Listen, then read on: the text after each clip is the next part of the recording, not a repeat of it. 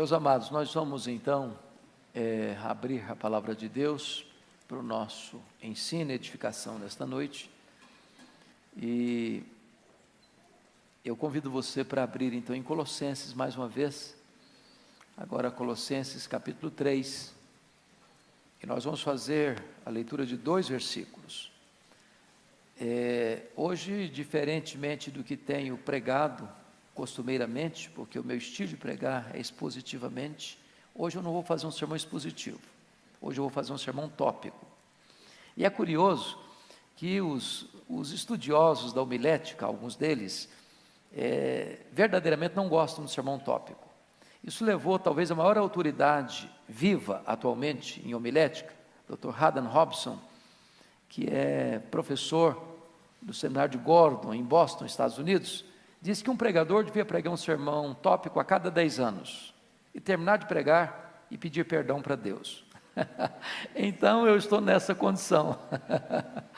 Mas ele também chegou a dizer, por outro lado, que mesmo que você não esteja fazendo uma exposição, o seu sermão precisa ser bíblico nos pontos que aborda.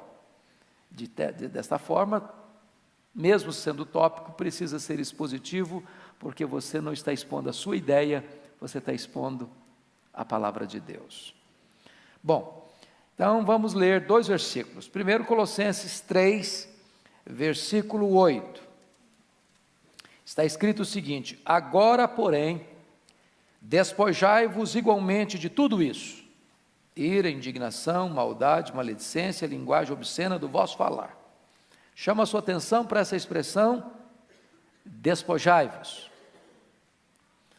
Agora, versículo 12: revesti-vos, pois, como eleitos de Deus, santos e amados, de ternos afetos de misericórdia, de bondade, de humildade, de mansidão e de longanimidade. Então eu gostaria que você frisasse essa expressão, revesti-vos. Então hoje, na minha mensagem tópica, eu vou me prender a essas 2 palavras: despojai-vos e revesti-vos. Você tira um, bota outro. É como uma roupa. Você tira uma roupa suja e bota uma roupa limpa. Você tira aquilo que nós chamaríamos de um pecado, de um hábito, de uma atitude, de uma postura errada, e você adota uma outra atitude, uma outra postura, um outro comportamento correto. Então, o que é que nós precisamos deixar de ser e o que nós precisamos ser? Em outras palavras, nós estamos diante de um texto que exige de nós uma espécie de balanço, de avaliação, como aqueles comércios mais antigos que fechava para balanço. Tem hora que você precisa fazer isso. Já dizia o pensador grego Platão, que a vida sem reflexão não é digna de ser vivida. A gente não pode ir levando a vida, empurrando a vida. Precisa parar, avaliar. O que eu estou fazendo está certo? A minha atitude é boa? A maneira como eu falo é adequada? A maneira como eu ajo é certa? A maneira como eu reajo abençoa as pessoas? A maneira como estou conduzindo a minha vida, está certo isso? Tem coisas que você precisa ter coragem de tirar, de despojar, de arrancar de você. E tem outras coisas que você precisa incorporar na sua vida, adotar na sua vida, acrescentar à sua agenda. Então, a vida cristã é constantemente uma ação de despojar e de revestir, de despojar, de revestir, de despojar e de revestir. A pergunta hoje é essa: o que é que eu devo tirar da minha vida? A outra questão é: o que é que eu devo acrescentar à minha vida? Então, para não ter nenhum desequilíbrio, eu vou mencionar 6 coisas que nós devemos despojar. Como roupa suja, você tira e bota no canto. E depois nós colocaremos 6 coisas que nós devemos vestir, nos revestir e agregar à nossa vida. Então, Primeiro ponto, o que precisamos deixar de ser. Primeira coisa que eu sugiro a você, à luz do texto, à luz da palavra de Deus, você precisa deixar de ser uma pessoa intolerante. Você conhece gente intolerante? Já viu alguma? Já se olhou no espelho?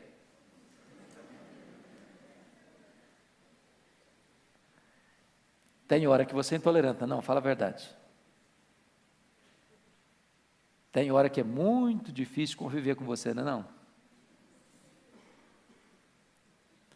Tem hora que parece que você chupou limão desde o primeiro momento do dia. E às vezes você é intolerante dentro da sua casa. Polido com os de fora, amável com as pessoas de fora, mas em casa, duro no trato, rude nas palavras, semblante fechado. A Bíblia fala de um homem chamado Nabal. Ele era um cara rico, tinha muitos bens, tinha uma mulher bonita, tinha vários filhos. Mas a Bíblia diz que ele era duro no trato e ninguém podia falar com ele. Abria a boca, criava dificuldade. Há pessoas que são assim, elas criam dificuldade onde chegam. Abrem a boca, em vez de resolver problema, criam mais problema. Então eu quero dar um conselho para você, deixa de ser cri-cri.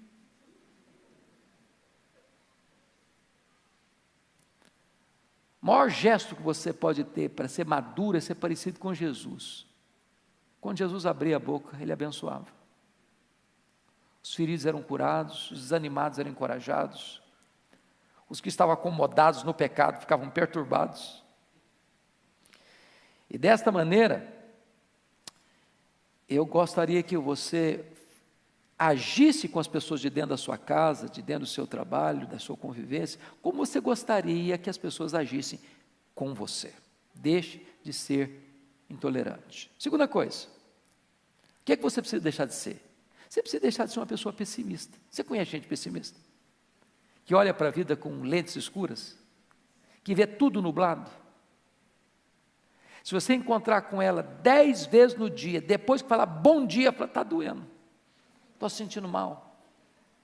Você precisa dizer o que aconteceu comigo. Só coisa ruim, só lamenta, só murmura, só reclama, só tem palavra negativa. E essas pessoas depois ficam mais amargas, sabe por quê? Porque todo mundo foge delas. Elas espantam as pessoas. Porque você tem que tomar um sorrisal antes de começar a conversar, porque sabe que vai ter problema. Então é muito importante você parar e pensar o seguinte: você precisa parar de olhar para a vida com óculos escuros, de enxergar tudo nublado, cinzento, e de começar a fazer prognóstico negativo para a sua vida, para a sua família, para a sua igreja, para a sua nação. Tem gente que é sempre assim: olha, está muito ruim, mas vai piorar. Está difícil, mas vai ficar muito pior. A eleição hoje está muito complicada, mas depois que tiver eleição vai piorar muito mais ainda. Olha, a denominação religiosa, minha igreja está difícil, mas vai ficar muito pior. A denominação vai piorar mais ainda. Tem gente que só pensa assim, para trás, dando marcha ré, jogando contra o patrimônio, sempre numa linguagem pessimista. Pensa comigo naqueles 10 espias de Israel. Eles vão lá, olha a terra é boa, trazem fruto da terra, é boa mesmo. Mas dos 12, 10 disseram assim, é boa mesmo, não é para nós não, não é para o nosso bico não. Tem gigante. Aliás, quando nós nos comparamos com eles, nós estamos em desvantagem, e eles são gigantes, nós somos gafanhotos. Eles vão nos engolir vivos, eles vão nos triturar. E aí começaram a amaldiçoar a terra. Porque quando uma pessoa tem um olhar pessimista, ele não vê nada de bom. O que é bom fica ruim. Ele se apequena, ele se diminui. Deixa eu ilustrar isso para vocês perceberem. Quando você escuta uma pessoa pessimista, você fica desanimado com tudo. Você conhece gente pessimista? Você conversa com ela meia hora e você sai desanimado? Não vai dar certo. Você não vai passar no vestibular, você não vai passar no Enem, você não vai passar no que é concurso. Aliás, a empresa vai te despedir porque está em recessão. O Brasil não vai para frente mesmo, então eu vou sair daqui. Minha família está complicada, vai complicar muito mais ainda. A crise é grande, mas vai ficar pior. Deixa eu ilustrar para você isso, de uma maneira muito simples. Havia um homem que tinha um filho único, e ele queria estudar esse filho. Ele morava na região rural, e ele mandou o menino para a cidade para estudar. E ele sabia fazer uma coisa com excelência, ele fazia o melhor lanche da região. Ele montou uma barraca na beira da estrada, fazia lanche, as pessoas chegavam, comiam o lanche, iam embora, e você sabe que a melhor propaganda é o serviço bem feito. As pessoas começaram a vir, ele começou a ampliar. Daqui a pouquinho ele resolveu investir, montou a mini mercearia. Daqui a pouquinho começou a melhorar, a crescer um pouco mais. E ele estava muito animado. Um dia mandou uma cartinha para o filho dele. Falou: filho, eu estou tão animado, estou fazendo novos investimentos, a minha vida está indo para frente, estou tão feliz, etc e tal. Aí o menino mandou uma cartinha para ele: papai, o senhor não escuta rádio não? O senhor não vê televisão não? O senhor não está sabendo que a economia está abalada, que o país está em recessão, que é arriscado investir, que isso é muito perigoso? Aí o pai pensou: meu filho estuda na cidade, deve ser gente sabida, deve ser perigoso então, eu vou parar de investir. Parou de investir. Sabe o que aconteceu? Os clientes não chegaram mais. Aí o trabalho dele foi diminuindo. Aí a mercearia fechou. Aí ele mandou uma cartinha para o filho: filho, você tinha razão, a crise é muito grande mesmo. Quando você escuta os pessimistas, tudo fica muito complicado mesmo. Deixa de ser pessimista. Terceiro, você precisa deixar de ser uma pessoa rancorosa. Conhece gente rancorosa? Gente que guarda mágoa, gente que congela sentimentos hostis no coração, gente que é capaz de ficar em silêncio, parece que está tudo bem, mas é igual um vulcão que está cuspindo fogo lá por dentro. Gente que faz registros de memórias amargas, de reminiscências cheias de dor, que guarda na manga uma oportunidade: você me paga, a sua hora vai chegar. Pessoas rancorosas são pessoas que não têm disposição nenhuma de perdoar. E eu vou dizer uma coisa para você: quando você tem raiz de amargura no seu coração, duas coisas vão acontecer segundo Hebreus 12:15. Primeiro, você vai ficar perturbado. Uma pessoa amargurada, irmãos, não tem saúde emocional. Uma pessoa amargurada não tem saúde espiritual. Uma pessoa que tem mágoa no coração, ela não consegue orar. Ela pode orar, mas não tem vitória na oração. A Bíblia diz isso. Se você, ao orar, você lembrar que você tem alguma coisa contra alguém, você tem que perdoar primeiro para depois orar. Nem ofertar você consegue, porque Deus não aceita a oferta. Quando você não perdoa, você adoece. Porque a mágoa, ela é muito curiosa. Você pensa que você está machucando a outra pessoa, você está machucando a você mesmo. Você está laborando contra você mesmo. Você está destruindo a você mesmo. Você está bebendo um copo de veneno pensando que o outro é quem vai morrer. Então a pessoa rancorosa, ela não vive uma vida plena, uma vida abundante. E a segunda coisa, para quem fica amargurado, é que ela contamina as pessoas. Ela azeda o ambiente. Ela fermenta a convivência dela. Eu não sei se você tem alguma pendência de relacionamento. Dentro de casa, no trabalho, na escola, com parentes, com vizinhos. Porque nós não vivemos blindados, não é verdade? Nós decepcionamos as pessoas nos decepcionam. E a única maneira de você viver uma vida cristã saudável, uma vida familiar saudável, uma convivência saudável, é você zerando a conta, é você perdoando, é você colocando aquilo que foi feito contra você, impensadamente ou planejadamente, seja um delito culposo ou seja um delito doloso, É perdoando. O perdão liberta, o perdão cura, o perdão é uma asepsia na sua alma, é uma faxina na sua mente, é uma alforria no seu coração. Quando você perdoa, Deus limpa o seu coração e a sua vida fica leve. Então deixe de ser uma pessoa rancorosa. Quarto lugar, o que é que eu preciso deixar de ser? Eu preciso deixar de ser uma pessoa hipersensível. Você conhece gente hipersensível? Assim, bem melindroso mesmo, igual cristal. Gente que você precisa pisar em ovos para conversar. Você precisa medir com muita precisão suas palavras, porque a pessoa se melindra por qualquer coisa. Deixa eu dizer uma coisa para você, hipersensibilidade tem outro nome, chama-se orgulho. Orgulho. Tem crente hipersensível. Tem crente que qualquer coisinha diz, eu vou sair da igreja. Também não ponho os pés mais lá. Também não faço mais nada na igreja, porque eu fui fazer alguma coisa e me criticaram. E quem disse para você que ao fazer as coisas boas você não vai ser criticado? E quem disse para você que por estar fazendo as coisas certas você não vai ter oposição? E quem disse para você, pelo fato de você estar vivendo uma vida de santidade, você não vai enfrentar resistência? Deixa de ser hipersensível. Quer um exemplo? Vocês se lembram por que é que o rei Saul se desequilibrou emocionalmente? O que levou Saul à loucura? Uma música. Tem música que ajuda, tem música que enlouquece. Tem muita música que enlouquece, não é verdade, gente? Tem hora que eu fico pensando, tem dia que eu escuto uns negócios assim, eu falei, mas não é possível que isso aí é música, porque é uma loucura.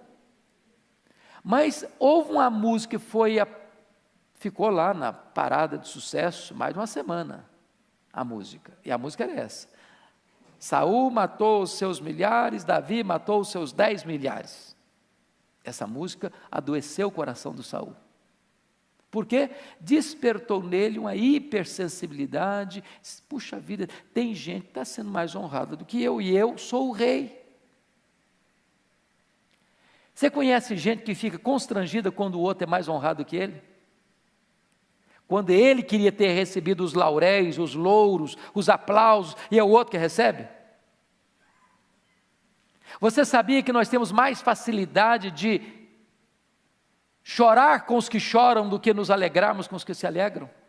Porque nós somos hipersensíveis, nós somos vaidosos, soberbos, orgulhosos e queremos tudo para nós, e quando o outro é honrado, nós nos sentimos machucados por dentro, feridos, por causa da nossa hipersensibilidade.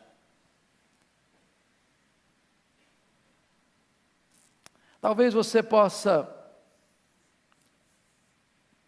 parar de pensar, ninguém lembra de mim, ninguém gosta de mim, ninguém se importa comigo, e começar a pensar no valor que Deus dá para você. Para mim não tem nada melhor para curar esse negócio aí de autoestima achatada do que você saber que Deus amou você. Deus escolheu você. Deus enviou o seu Filho para morrer no seu lugar. O Espírito Santo vem habitar dentro de você. Você faz parte da família de Deus, você é herdeiro de Deus. Seu nome está escrito no livro da vida. Você tem uma herança imaculada, imarcessível, gloriosa no céu. Quando você entende quem é você para Deus, acabou a hipersensibilidade. Na igreja não tem concorrência, na família não tem concorrência, nós não estamos concorrendo uns com os outros, nós somos parceiros. Se um membro é honrado, diz a Bíblia, todos se alegram com ele. Se um membro sofre, todos choram com ele. Portanto, nós não estamos aqui medindo na feira da vaidade quem de nós recebe mais aplausos. Nós estamos aqui servindo a Deus e uns aos outros. Isso traz cura para a nossa alma. Quinto lugar, o que você precisa tirar? Deixar de ser. Você precisa deixar de ser uma pessoa incrédula. Sabe o que é a pessoa incrédula?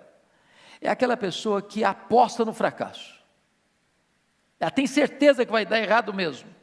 Ela não acredita que o que Deus falou vai acontecer, que o que Deus prometeu, Ele vai cumprir. É aquela pessoa que já parte do pressuposto que não vai dar mesmo. É por isso que a ordem mais repetida em toda a Bíblia é essa: não temas, não temas, não temas, não tenha medo. O que Deus falou, Ele vai cumprir. O que Deus prometeu, Ele vai fazer. Então você não pode duvidar no seu coração, você não pode ter um coração incrédulo, você precisa ter um coração crente, confiante. Eu não estou falando, obviamente, meus irmãos, daquele negócio de autoajuda, que eu cruzo as pernas, e eu digo para mim mesmo, entro para dentro da caverna da minha alma, e não, vai dar certo, vai dar certo, vai dar certo. Não, não estou falando disso não. Eu estou falando de você crer que Deus é verdadeiro, que Deus é confiável, que Deus é fiel, que a sua palavra não cai por terra, que a sua promessa vai se cumprir, e você precisa acreditar que o que Deus fala na sua palavra, Ele é poderoso para cumprir. É por isso que a Bíblia diz que sem fé é impossível agradar a Deus. O que é que você precisa começar a crer de novo? Não acredita mais, tem que não acredita mais na vida, no casamento, na família, na igreja, nas promessas. É preciso reavivar a fé. Para reavivar a fé, você precisa da palavra de Deus. Porque a fé não vem pelo milagre, a fé vem pelo ouvir e ouvir a palavra de Deus. Último lugar, sexto lugar. O que é que você precisa deixar de ser? Você precisa tirar, despojar. Você precisa deixar de ser uma pessoa descomprometida com Deus e com a sua igreja. Desculpa da expressão, deixa de ser um crente fajuta, meia boca. Você conhece crente que é turista? O pastor John, lá da igreja da Coreia, esteve aqui, eu achei bonito o que ele falou. Ele disse que na igreja lá da Coreia, ele tem 4 fases de discipulado.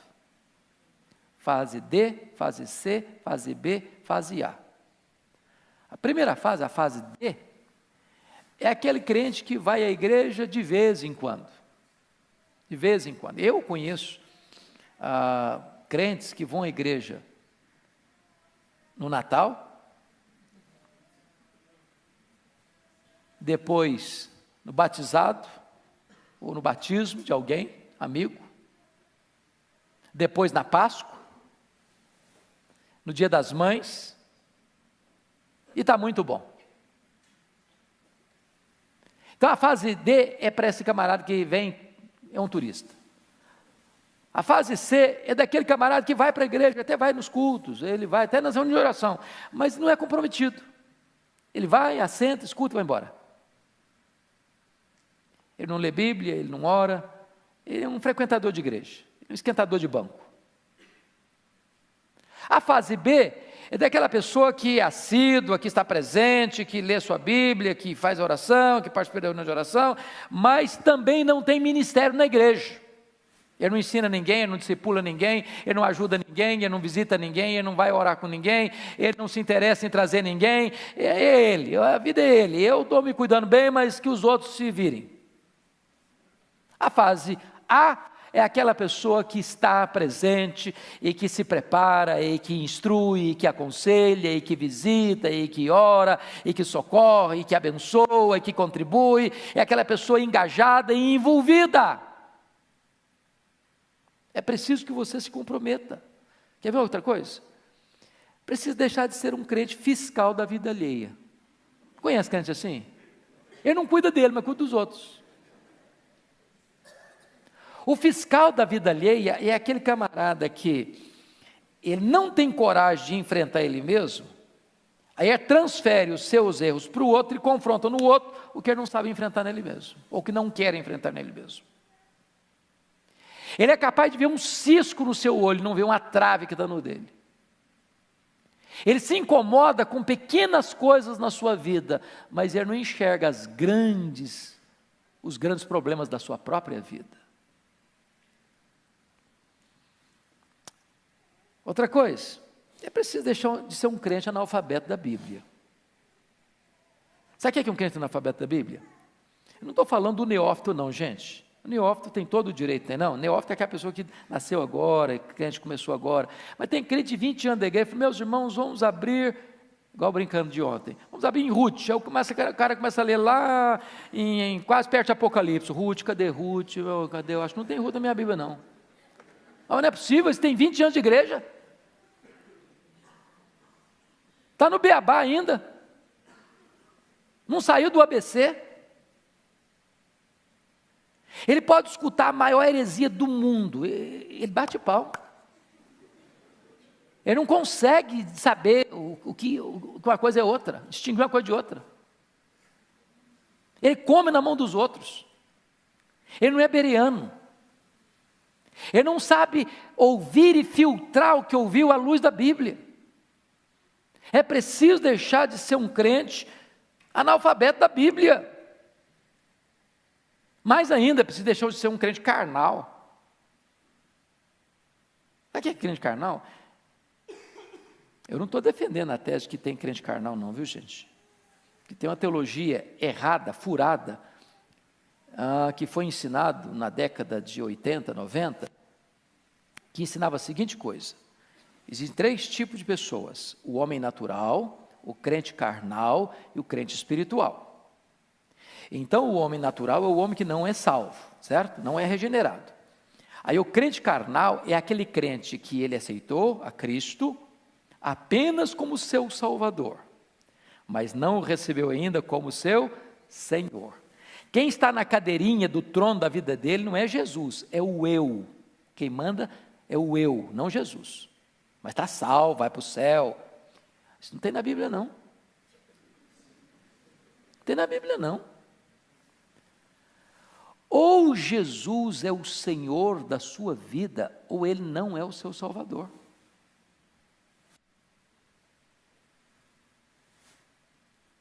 Não tem desse negócio de crente meia boca, crente mundano. Deus não nos salvou no pecado, Deus nos salvou do pecado.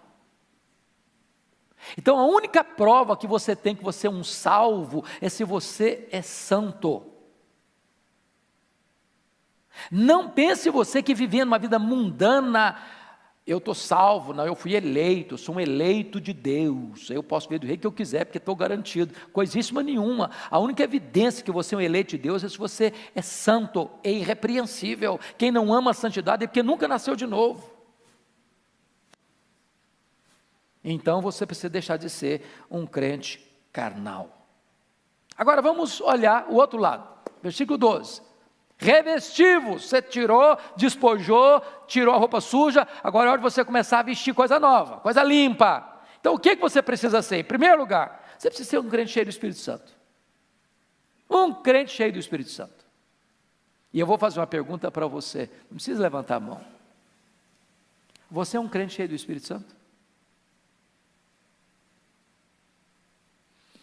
Um dia um diácono chegou para o Dr. Billy Graham, diz assim: Dr. Billy Graham, tem um membro da nossa igreja, um diácono da igreja, que devia ser disciplinado. Mas por que, meu irmão, que eu devia ser disciplinado? Devia ser disciplinado porque está bebendo, está enchendo a cara, está chegando em casa bêbado. Aí o Dr. Billy Graham disse: é verdade, mas deixa eu fazer uma perguntinha, você está cheio do Espírito Santo? Ah, pastor, quer dizer, cheio do Espírito Santo? Então não. Bom, meu irmão, então deixa eu dizer uma coisa para você. Sabe o que a Bíblia diz? E não vos embriagueis com o vinho no qual há dissolução, mas enchei-vos do Espírito. Tem 2 ordens aí, uma negativa, outra positiva. Da mesma maneira que é um pecado você ser uma pessoa embriagada, cheio de vinho, também é pecado você não ser cheio do Espírito Santo. Porque ser cheio do Espírito Santo não é uma opção, é um mandamento.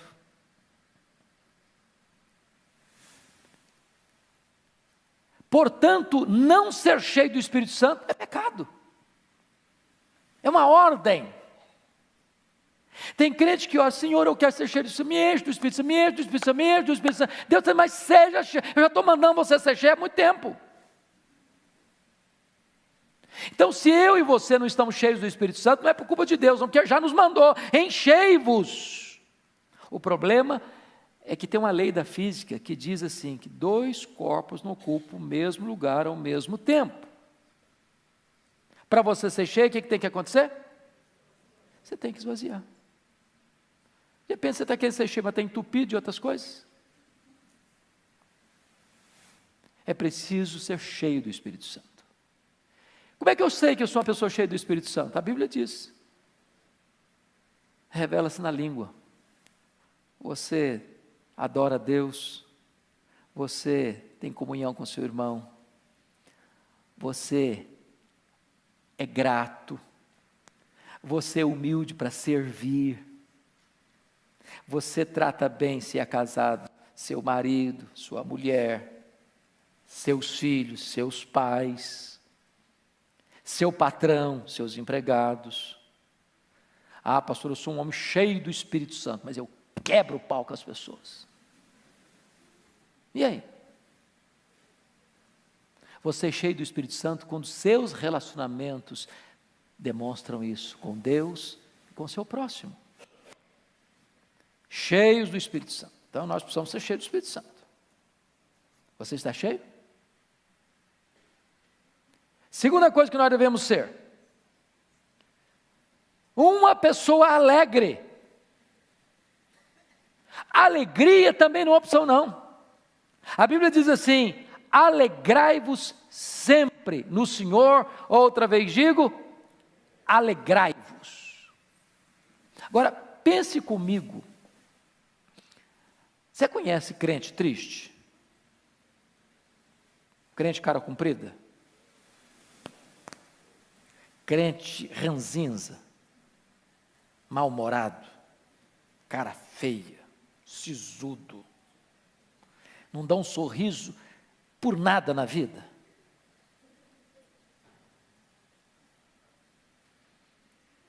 Meus irmãos, a alegria do Senhor é a nossa força, diz a Bíblia. A alegria é marca do crente. Jesus é a nossa alegria, diz o apóstolo. O fruto do Espírito é a alegria. O reino de Deus é a alegria. A ordem de Deus é alegrai-vos. A alegria é uma bênção. Você está num ambiente de alegria, é uma grande bênção.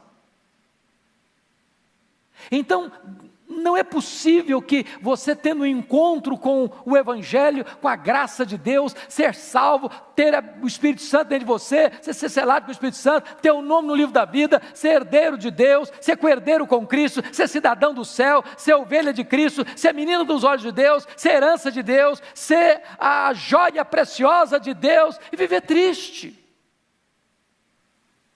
É preciso ser alegre.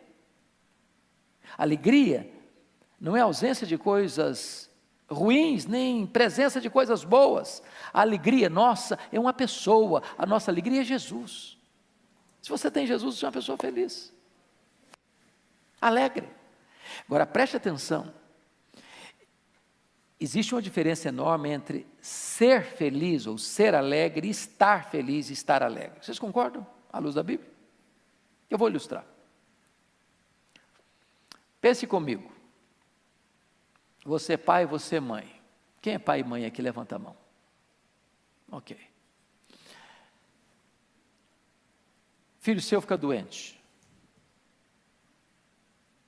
Leva para o hospital.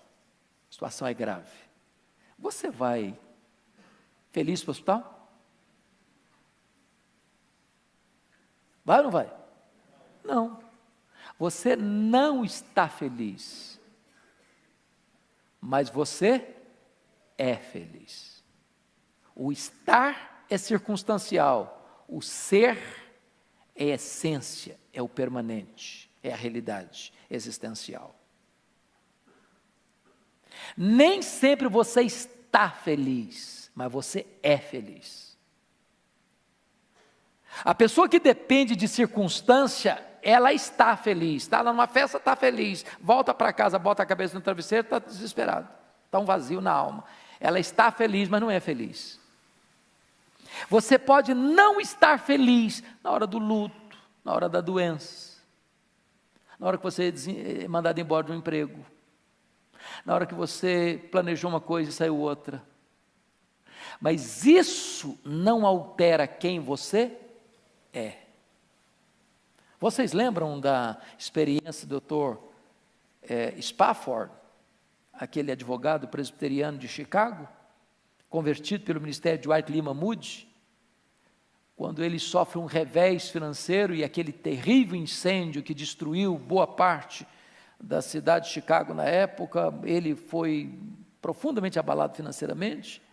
Depois desse incêndio, ele tinha 5 filhos, um menino e 4 meninas. O menino morre, a dor aumenta, ele planeja uma viagem para a Europa com a família para aliviar o coração, e na véspera da viagem não consegue embarca a esposa e as 4 filhas com a promessa de na semana seguinte encontrar-se com elas na Europa, e quando a esposa e as filhas embarcam, o navio naufraga, e as 4 filhas morrem. E a esposa manda um telegrama para ele assim: salva, porém só. E ele toma um navio, pede ao comandante para mostrar para ele o local do acidente, e quando o navio estava sendo surrado pelas ondas, o Deus que inspira canções de louvor nas noites escuras, pôs no coração dele essa música: se paz a mais doce me deres gozar, se dor a mais forte sofrer, ó seja onde for, tu me fazes saber que feliz com Jesus sempre sou.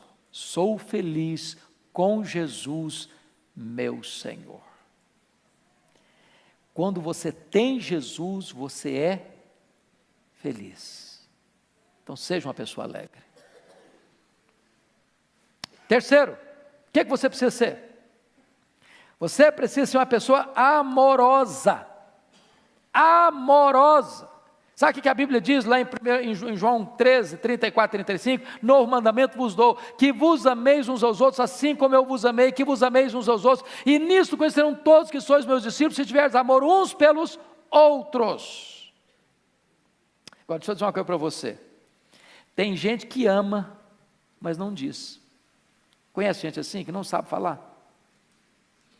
Talvez você aqui, criado lá no interior, ou lá na roça, ou numa cultura mais assim, prezada um pouquinho, os pais amavam os filhos, mas muitos pais não sabiam dar um abraço nos filhos. Não sabiam o que é dar um beijo no filho. O filho cresceu da infância à fase adulta, nunca escutou do pai: meu filho, eu te amo. Nunca. Embora saiba, ou sempre soube que o pai amava. Eu não sei como é que é você, como é que é a sua estrutura, como é que você faz com isso dentro da sua casa, mas você precisa aprender, se ainda não sabe disso, aprenda a dizer eu te amo, aprenda a dizer. Nós precisamos ouvir isso. Segundo, você precisa demonstrar amor, em gestos pequenos, em gestos grandes. Quer ver um exemplo? Eu nunca esqueci de um conselho de um presbítero amigo meu, que o Eduardo Brito aqui conheceu tão bem, presbítero Dário Neves de Moura. Ele disse uma coisa para mim. Disse: pastor Hernandes, pai tem que ajudar filho quando o filho precisa. Eu nunca esqueci aquela frase dele. Porque tem pai que, embora possa ajudar filho, tem condição financeira boa para ajudar filho, o filho passando uma magrela e ele não estende a mão. Aí depois que morre, deixa tudo para os filhos. Tudo.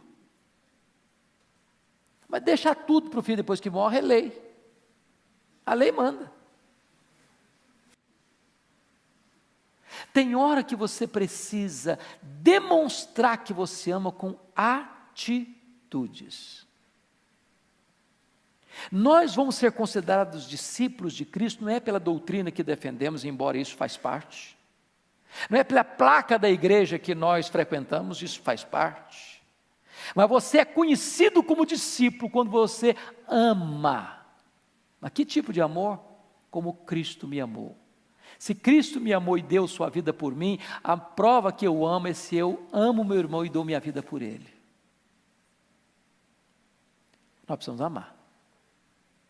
Uma igreja que ama é uma igreja que é revolucionada. Eu conheço um colega de Belo Horizonte, que ele teve uma experiência muito bonita com Deus, e a coisa que Deus mais pôs no coração dele foi essa: você precisa amar. E a igreja que você é pastor precisa ser conhecida na cidade como uma igreja que ama. E esse pastor um dia me disse o seguinte, que ele voltou desse encontro, onde ele teve essa experiência linda com Deus, e já nos primeiros meses, ele começava a pregar, e as pessoas começavam a chorar nos bancos, e ele sentia que alguma coisa diferente estava acontecendo. Ele começou a perceber que a postura dele tinha mudado automaticamente, uma coisa assim linda, que Deus foi tratando, Deus foi transbordando o coração dele, os gestos deles mudaram. Um dia ele estava fazendo barba, e preparando para ir para a igreja, a menininha dele de 5 anos se aproxima lá e ficou olhando para ele, fazendo a barba, disse: papai, sim filha, o senhor está tão legal. Dizia que aquilo derreteu o coração dele, porque ele percebeu que a menina de 5 anos tinha notado, sem que ele falasse nada, que a postura dele tinha mudado dentro de casa e na igreja. A pessoa que entrar por aquela porta, ela precisa sentir algo tão sublime na pessoa que chega, que dá um abraço, que aperta a mão, que dá um sorriso. Ela precisa sentir que ela é bem-vinda, que ela é amada, que ela é querida, que ela é preciosa. Eu fui a Quacisabanto, onde aconteceu um grande avivamento na África do Sul. A coisa que mais me marcou lá foi amor.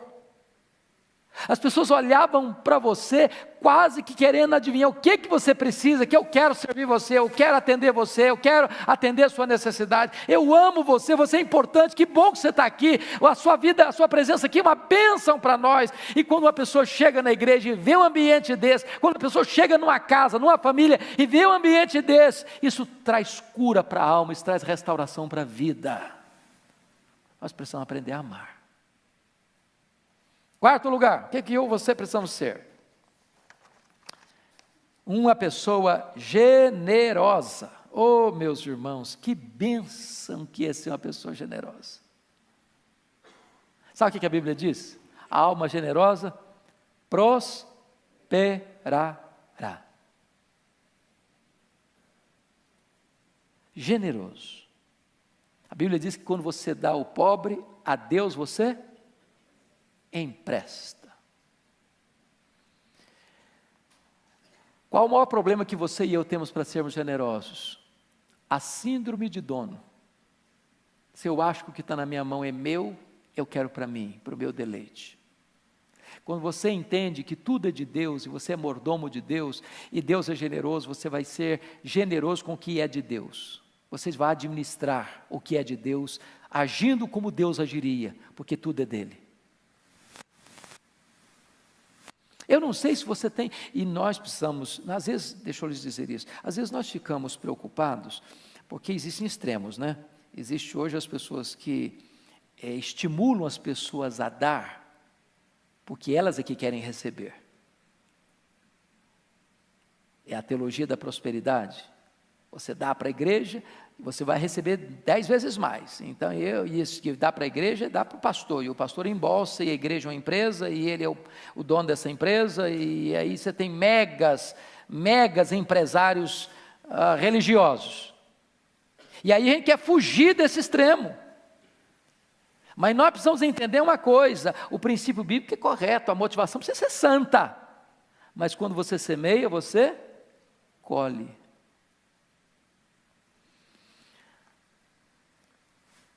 Deus não fica devendo ninguém. Então comece a ser generoso. Alguém disse o seguinte: pastor, mas eu não tenho nada para dar, não. Eu sou muito pobre, o que eu ganho não dá nem bem direito para mim. Deixa eu dizer uma coisa para você: ninguém é tão pobre que não possa dar, e ninguém é tão rico que não possa receber. Generosidade não tem a ver com quanto você tem, mas quão generoso é o seu coração. Deus me fez experimentar isso de uma maneira muito linda nos Estados Unidos. Nós chegamos com algumas dificuldades financeiras, mas eu e minha esposa tomamos uma medida. Nós chegamos com a seguinte informação: o americano é um pouco frio, diferente, tal, secão. A nossa experiência foi 100% o contrário disso. 100%. Nós queremos ir para abençoar. Minha esposa cozinha muito bem, graças a Deus, eu fico muito feliz por isso. Que eu faço um ovo cozido, que é uma coisa espetacular. E o que nós fazíamos? Fazíamos a comidinha gostosa. E toda semana a gente escolhia uma casa. Aí batíamos na porta, nós viemos trazer uma comida para vocês. Deus abençoe, então voltar para casa. Outra semana, outra família. Outra semana, outra família. Começamos a descobrir que tinha velhinhos lá, cujos filhos moravam na cidade, tinha mais de ano que não ia lá ver os pais. Quando os velhinhos recebiam aquele prato de comida e um sorriso nos lábios, eles começavam a chorar. A chorar. Estava vindo embora, tinha que vender meu carro, que era velho, e estava avaliado num valor de 3.500. O pastor, meu vizinho, falou: rapaz, eu só tenho 2.000, eu não tenho mais, mas eu preciso do seu carro. Na hora Deus falou: entrega o carro para ele. Pode entregar o carro para ele. Os 1.500 do outro é generosidade. Aí eu falei: tá bom, pastor, o senhor fica com o carro pelos 2.000, não tem problema não. E eu estava vindo. Aí fui olhar um presente para o meu sogro, $300. Tá bom, vamos lá comprar o presente. Aí eu falei: não, mas você fica com o carro até você me entregar. E eu fiquei tão impressionado com aquilo que nós cuidávamos de uma escola que os meninos estudavam, e a minha esposa foi lá concluir esse trabalho, nós já estávamos com tudo pronto, as malas feitas, a casa já fechada praticamente. Aí ela me liga: corre aqui porque eu bati o carro. Quer dizer, carro vendido e não entregue, batido é uma complicação, né? E eu fui para lá preocupadíssimo. Uma caminhonete truque bateu na traseira, era um Toyotinha antigo, velho, daqueles mais reforçados. A picape saiu rebocada, com o radiador todo arrebentado. Quando eu cheguei, não tinha nada na traseira do carro. Sabe o que é nada? Falei: cadê o carro batido? Mas o guarda estava lá, olhando e tal. Voltamos para casa sem nada, não precisou nem falar com o dono do carro que estava batido. Não tinha nada mesmo. Meia hora depois chega o carro da polícia, o guarda de trânsito, uma cidadezinha pequena. Cadê o carro? Era outro guarda. Esse aqui. Cadê a batida? Eu falei: está aí, não tem batida não. Pode ficar tranquilo, não precisa fazer documento, não tem nada. Não, mas ele está no computadorzinho. Daqui a pouquinho, ele abre a maleta dele, faz um cheque de $300. Isso aqui é do senhor. Eu falei: como assim, meu? Não, eu tenho por obrigação dar um cheque para o senhor de $300 do seguro. Mas o carro não tem problema, mas é minha obrigação entregar o cheque para o senhor, $300. Tá bom, garantido o presente do sogro. Quando você é generoso, Deus não deixa você sem um sinal de que Ele se agrada da generosidade. Faça experiência com Deus. Você conhece gente que está precisando de ajuda. Quem sabe você possa dar uma oferta. E eu não estou falando de dar uma oferta para receber em troca 10 vezes mais, não. Isso é barganha, isso é negócio. Estou falando de você ter um coração generoso, que quem recompensa é Deus. Muito bem. Agora vamos, penúltimo lugar, uma pessoa pontual nos seus compromissos. Ô gente, você conhece crente, não estou falando de vocês não, viu? Vocês são verdadeiros heróis. Da minha casa aqui na igreja, no domingo eu gasto 10, 15 minutos mais tardar. Tem segunda que eu gasto 1h15. Então, se existe uma cidade que não dá para cobrar muito pontualidade, São Paulo é uma. Mas tem crente que chega sistematicamente na igreja dele atrasado. É hábito chegar atrasado, mas não chega atrasado no aeroporto, mas não chega atrasado na rodoviária, mas não chega atrasado no emprego, senão vai mandar embora. Mas Deus, né? Para Deus qualquer coisa serve. Hoje, gente, a gente precisa aprender a ser pontual. Pontual na escola, pontual nos compromissos, responsável com aquilo que a gente assume. Não ser corpo mole, não ser preguiçoso. Cumprir com as obrigações, cumprir com os deveres. Palavra empenhada vale mais que um contrato. Nós precisamos resgatar a credibilidade da nossa palavra, dos nossos compromissos. Sermos pontuais na igreja. A não ser que vocês, como eu, tem dia que você sai de trabalho, eu sei que vocês, eu dou graças a Deus. Eu tenho a maior gratidão de ver vocês, muitos de vocês vindo direto do trabalho, fazendo um lanche aqui na igreja, voltando para cá, chegando tarde, para acordando de madrugada de novo. Louvado seja Deus! Mas nós precisamos, se temos alguma coisinha nessa área, precisamos melhorar. Compromisso. Finalmente, o que é que nós precisamos ser? Uma pessoa comprometida com oração, com a palavra de Deus. Eu não vou pedir você levantar a mão, mas quantos de vocês já leram a Bíblia toda? Gênesis, Apocalipse. Já leu, filhote? Bênção, louvado seja o Senhor. Assuma esse compromisso. Se você ler 3 capítulos por dia, você lê a Bíblia toda no ano. Eu conheço um colega que lê Salmos, eu gosto de ler Salmos, só lê Salmos, mas a Bíblia não é só Salmos. Eu gosto de Provérbios, acho beleza, mas a Bíblia não é só Provérbios. Leia, estude, medite, conheça. Porque nós estamos num mercado religioso com muitas ideias, com muitas teologias, com muitos ismos, com muitas tendências, com muitas vozes estranhas, com muitas trombetas soando com sonido incerto. Se você não conhecer Bíblia, você vai engolir veneno pensando que está comendo pão. Estude a Bíblia. E eu vou lhes dar e eu quero terminar aqui. Eu vou contar para vocês a minha experiência. Marcou minha vida. Eu fiz seminário em 78, 81. E eu era um aluno razoavelmente responsável, bastante responsável com os meus estudos. Até porque eu era muito ruim de bola. Então, meus colegas jogavam bola, eu era a reserva dos pernetas, chegava lá, ninguém me escolhia para jogar. E quando eu era o último escolhido e ficava no time mais fraco, já levava uma goleada com 10 minutos, eu ia embora. Falei, agora meu jeito é estudar mesmo, não adianta. Não tem futuro como esportista. Fui meu primeiro aluno nos 3 anos consecutivos, mas eu achava que a minha vida estava ótima. Até o dia que no 4º ano, começo do 4º ano, eu vou pregar numa igreja, e uma abençoada de uma moça se aproxima de mim e me faz uma pergunta que não devia ter feito, aliás, devia sim.